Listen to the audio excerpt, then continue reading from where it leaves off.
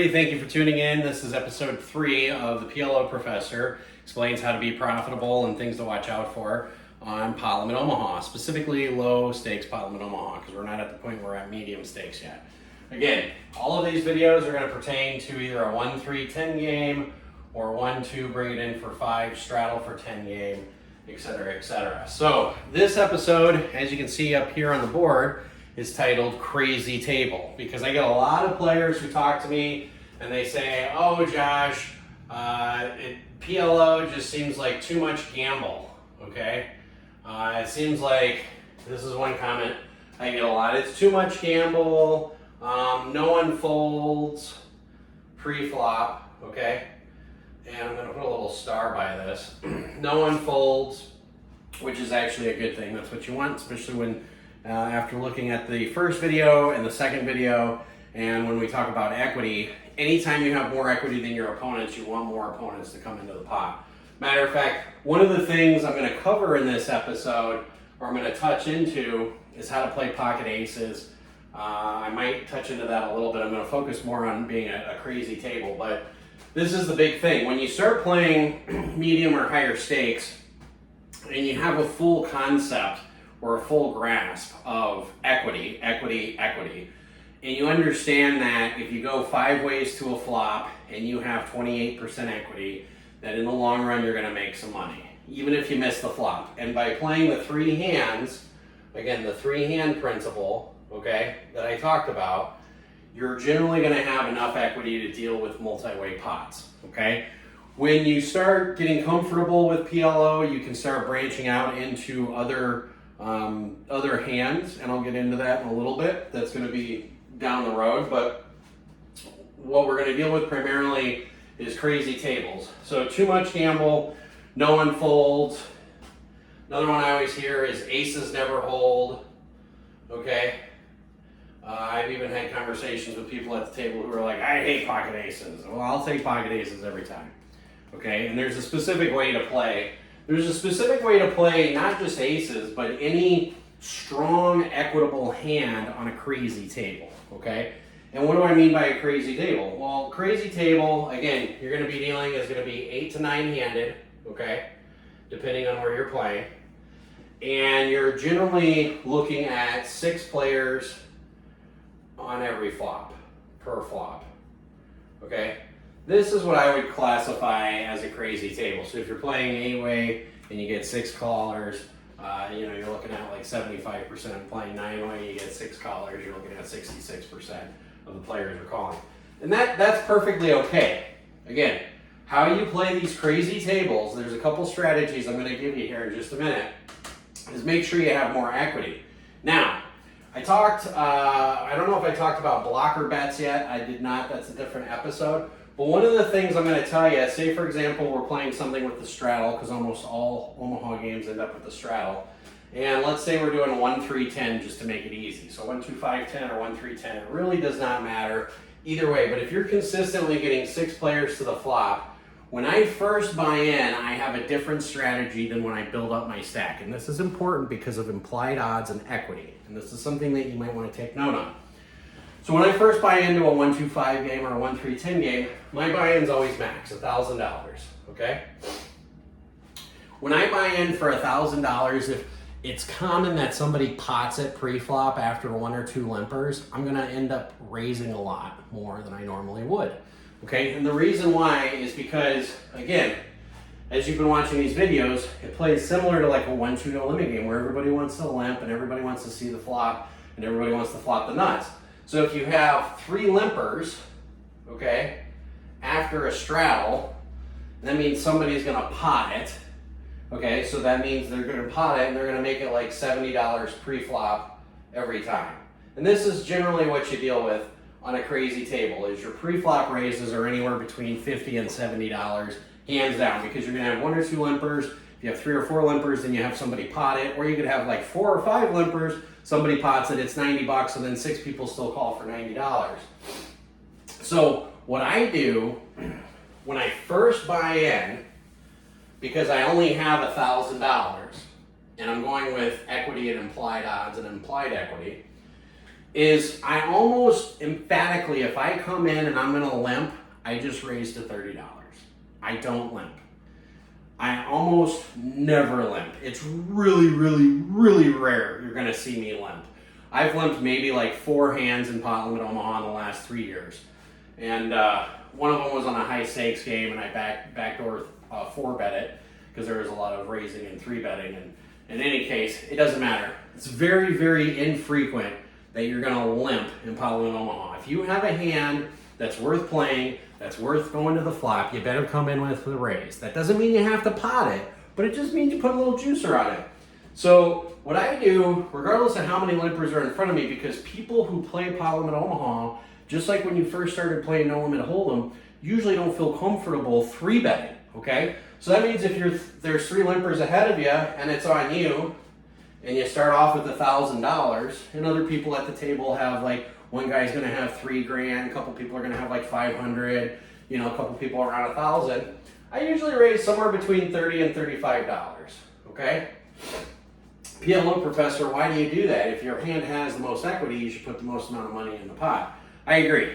You can pot it, but you should really mix up your hands that you're willing to 4-bet with the hands that you're willing to call a 3-bet with. And this gets into a little bit more detail with Pot Limit Omaha, but generally if you keep the same raising range when your stack size is still at starting stack, you can mix up the hands that you're willing to 4-bet with, like ace, 8-9 double suited, with somebody 3-bets you're willing to 4-bet with, versus the hands that you're willing to call, like just the plain suited ace, like ace, deuce, 7-9 with a single suited ace. Those are hands that you're willing to call a 3-bet but not willing to 4-bet with, okay?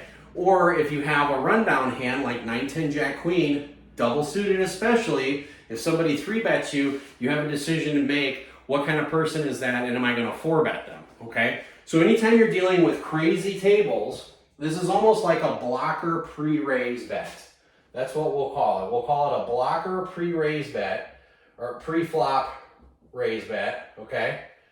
And the reason why that's important, again, you're going to find out when you make it 30 and there's 3 people behind you, if somebody is behind you and they decide to 3-bet, and they bet pot, which means they're going to make it anywhere from like $120 to $200, you're going to find out where the power is. And that's okay. That is perfectly okay for somebody to bet a huge amount. You guys didn't see that. It says 120 to 200. For somebody to bet pot, a 3-bet on you, and then you can start playing accordingly. So what kind of hands do I make at 30 to 35? Well, I already told you.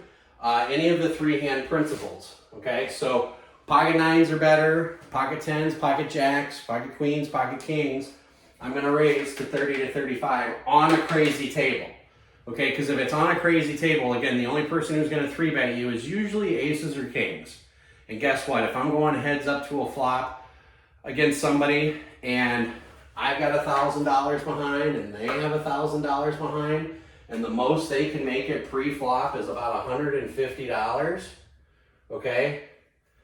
We start getting into that, you flop a set out of 1 and 7.5 times principle, okay? You start flopping, you start running into situations where, oh my God, now I flopped a nut flush draw. I have equity no matter what. Oh my God, now I flopped a complete wrap draw. So I've got an open-ended straight draw with a dangler on either side. Oh my God, I have enough equity to go with that. And keep in mind, you're only calling what the max they can bet, which is usually going to be somewhere between $100 and $200.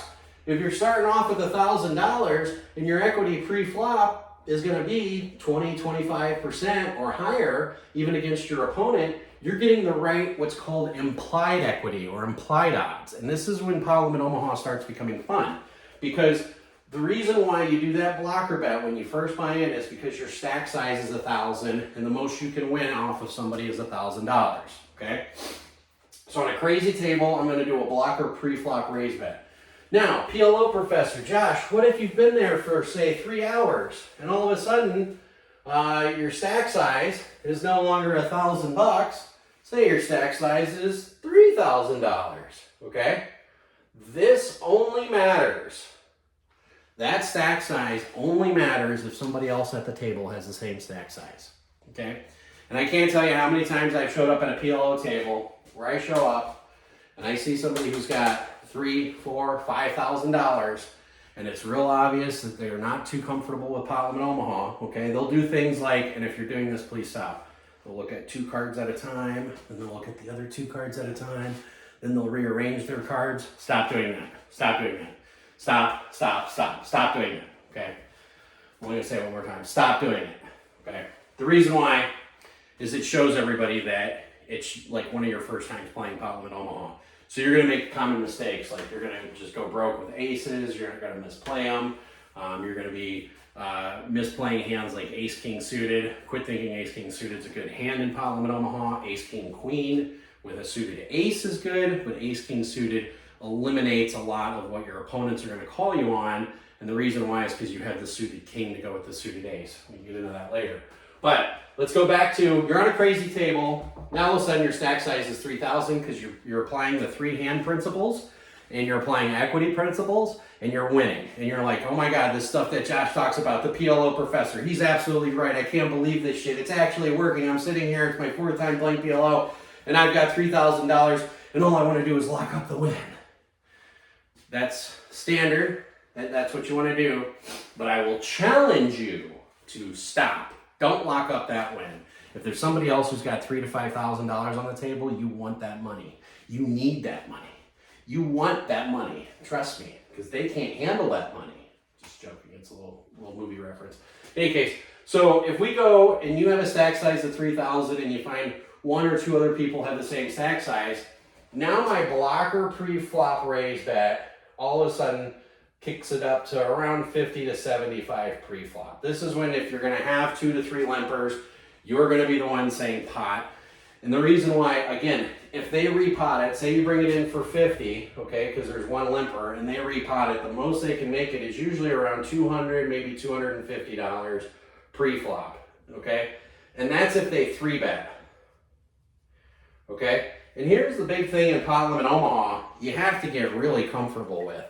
You have to get really comfortable with putting a lot of chips in the pot pre-flop with the proper equity, okay? I've put as much as $1,900 in the pot with hands like Queen, Jack, 9, 8 with 1 suit going 3 ways to the flop and having another $3,000 or $4,000 behind. If you have the right equity, it makes sense, okay? Something you just have to get over is you're getting the right equity because you have 4 cards if you're applying the 3-hand principle, okay? If you're not applying the 3-hand principle and you find yourself making a call for $800 pre-flop when all you have is a total of $2,000 and all you have is a suited ace, I don't know if you're getting the right equity there, okay? Depending on what the action is and stuff like that. But basically, anytime you're playing a crazy table, the most effective way of dealing with it is doing a pre-flop raise bet. And even if somebody 3-bets you, you're okay with that. Because again, if you're playing one of those 3 hands, they 3-bet, you call, you have a better understanding of what they have because what are they really 3-betting with? Usually if you're on a low stakes PLO, 1, 2, 5, right in for 10 or 1, 3, 10, people don't feel comfortable 3-betting unless they have, you know, a monster like aces with 1 suit or kings with 1 suit. When I play Pot Limit Omaha, I try staying off my phone so I can watch the table. And a couple things that I watch out for. Does somebody 3-bet with aces double suited? I've seen plenty of people not 3-bet with aces double suited. Somebody will make a 50 and they'll just call, okay? Those people are losing out on equity. They're losing out on value. If you're one of those players, take the jump, take the leap of faith that aces double suited just has more equity than your opponents and start 3-betting with it, okay? But how you play a crazy table, again, pre-flop blocker bet, that's going to be completely dependent on your stack size. Now, let's say you want to play pocket aces. PLO professor, I always go broke on pocket aces. Really, this should be a whole episode on itself.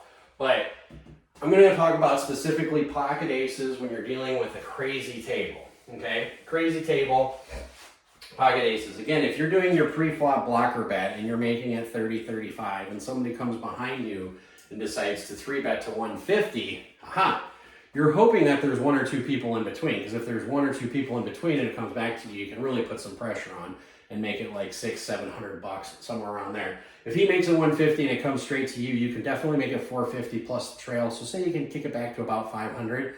At that point, if you're at a crazy table, okay, and your starting stack is $1,000, this is key. What your stack size is depends on how you play pocket aces. What? Yeah. What your stack size is depends on how you play pocket aces. This is very important. The reason why is because if you have pocket aces, whether they're suited or not suited or one suit, doesn't even matter, and you feel like you have the most equity out there, generally speaking, I want to get somewhere between 50 and 66% of my stack in the middle before the flop, pre-flop. Okay? This is very important. 50 to 66% of your stack in the pot pre-flop. Okay? So if you have $1,000 starting stack and you can put, I like to keep it closer to 66%, $600 in the pot pre-flop, then it's okay. No matter what the flop comes, you can get it all in, you played it right. But if you have pocket aces and you're one of those guys who 3-bet, say somebody else raises to 30 and you make it 150 and you get 4 callers, keep in mind you still might have the best equity going into the flop. Most likely you do. But keep in mind if the flop comes out something like 7, 8, 9, your equity just went downhill unless you've got ace, ace, 10, jack. Okay? So all of your betting on a crazy table is primarily equity driven. Equity, equity, equity. That's the reason why it was the number 2 video in this series of videos. But again, if you can't get 50 to 66% of your stack in pre-flop, generally I don't like 3-betting. I'll always 3-bet with pocket aces, but I don't like to, what I call, open up my hand and basically show my opponents what I'm holding, okay?